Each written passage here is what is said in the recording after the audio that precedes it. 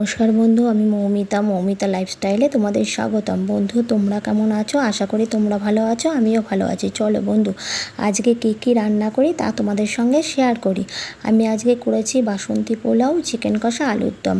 First আমার chicken কষাটা হয়ে গেছে, তাই বাটির মধ্যে আমি ঢেলে রেখেছি।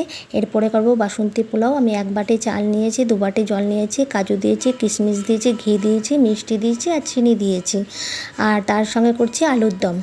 আলুর দমটা আমি সাদা জিরে ফোড়ন দিয়ে আলুটাকে আগে ভেজে নিয়েছি। এর মধ্যে দেখো কাজু, কিশমিশ, কাঁচা লঙ্কা আর তোমার পোস্ত আমি একটু মিক্সিং জারে পেস্ট করে নিয়েছি। আলুটা প্রায় ভাজা ভাজা হয়ে গেছে, তার মধ্যে আমি ওই যেগুলি বেটে রেখেছিলাম সেগুলি সব দিয়ে দিলাম।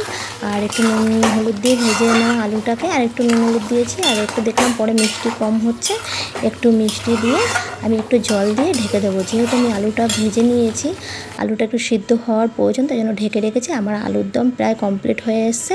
এবার আমি খাবার সার্ভ করব। বন্ধু, আমার রান্নার ভিডিও যদি ভালো লাগে অবশ্যই আমার পাশে থেকো, সাথে থেকো এবং আমার চ্যানেলটাকে সাবস্ক্রাইব করো।